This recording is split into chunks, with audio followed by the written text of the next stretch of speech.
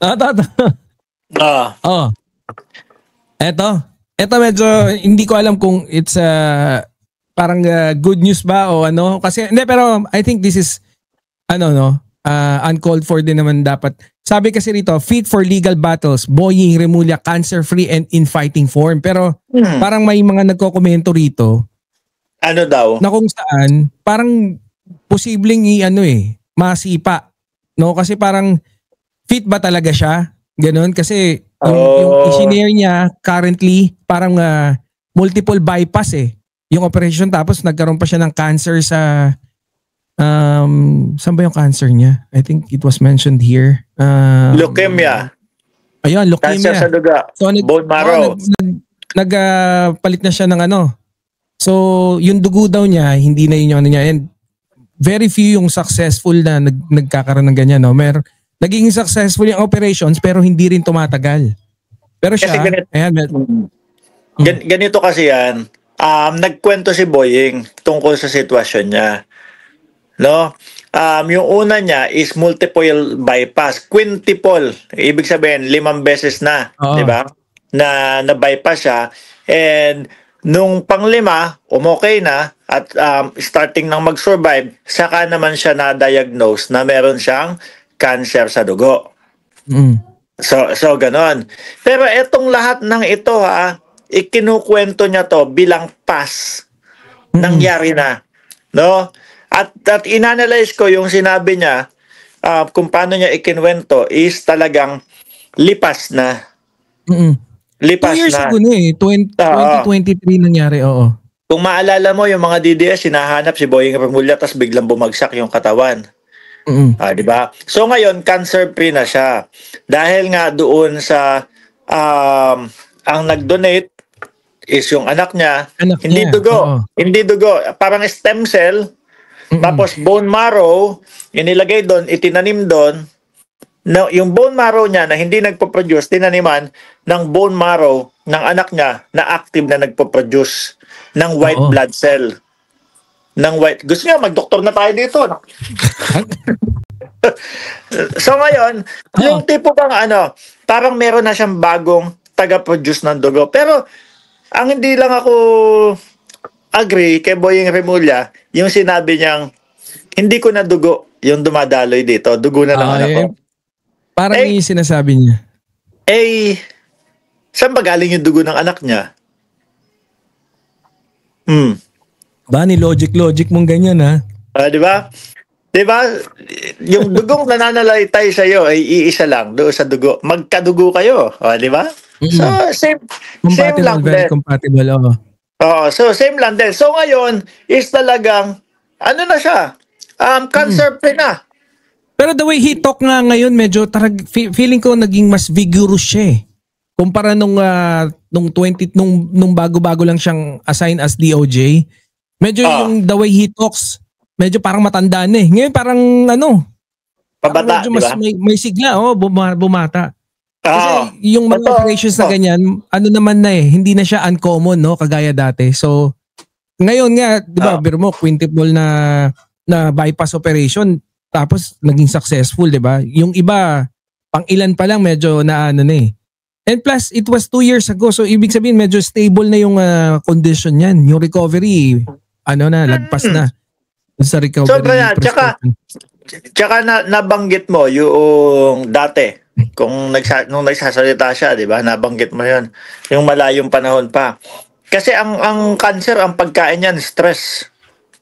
Oo. So, nandoon yung stress pa siya, stress, nakakabagsak ng katawan, etc., etc.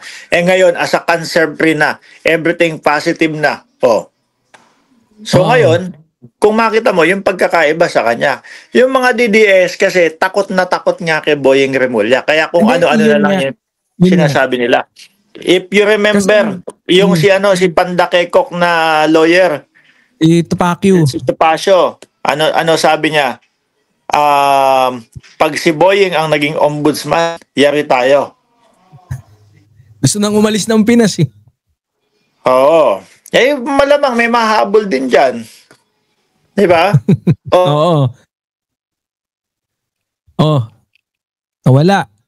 And then sabi rito, according to Claviano, Remulla's recovery has strengthened his resolve to pursue accountability in corruption cases, particularly those involving alleged anomalies in flood control projects. Ngayon nga talagang siguro very evident yung pagiging masigla ni Ombudsman Boying Remulla. Kaya nga siguro more on nakikita natin siya na yung pagdating sa pag-iisip, hindi siya nag-struggle, tuloy-tuloy lang yung pagka yung pakikipag talastasan during sa mga Senate hearing. And I do believe na medyo talagang mabibo ngayon para sa akin, no. So yung mga sinasabi nila na ngayon yung nagsi-circulate hindi raw fit. Kasi maalala natin nung siguro it was last year maybe nung 2023 nga din, lumabas na yan yung mga usap-usapan na yan na kuro-kuro na parang meron pa yung mga asan si Remulla, asan si ganto, asan si ganyan, no. I think it was yung si Buratitat, ang tawag ko kasi ron Buratitat si Maharlika, no. Shout out Maharlika, ha. Alam ko naman pinapanood mo ako So yun, 'di ba? Pero yan nga, fully recovered na siya.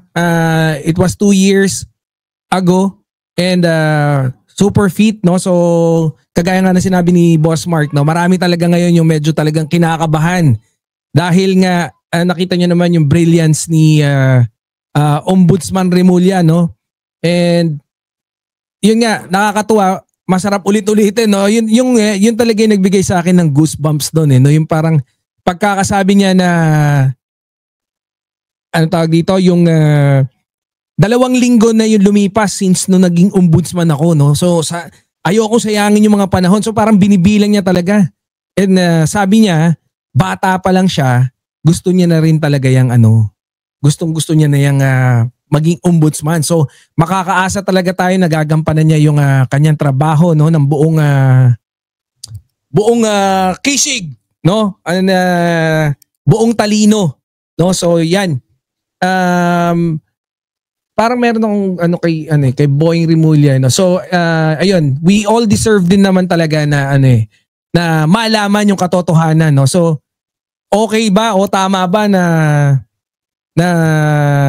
yun nga, yung sinabi ko nga, Boss Mark, no, tayo mga mamamayang Pilipino. Saan ka napunta? Ba't nawala ka? Umihiyain lang ako. Hindi ba ako nakapagpaalam? Okay. Hindi, kasi kanina pa kami nandito, hinihintay ka Kayo naman huwag yun na awantayin. Mano na kagad kayo. Ano na nangyari? And yun nga, yung sabi ko, no, lahat tayo dito, no, yung mga Pilipino, especially yung mga sumusuporta sa administrasyon, we do deserve na malaman na yun nga, no, na yung sakit or yung kalusugan ngayon ni Ombudsman Boying Remulla. Ayun naman, no. So ngayon alam naman na natin. I think hindi naman tinago yan yung surgery na yan. Parang hindi masyadong issue. Tsaka yan, matatalinong mga tao yan. 'Di ba? Miski lawyer, yung mga lawyer ng mga DDS, sila Topacio, matatalinong lawyer yan. No?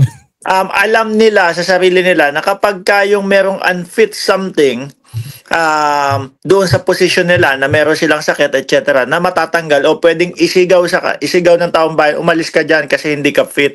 Hindi nila ilalabas yan kung currently may cancer si Boying. Correct. Mm-hmm.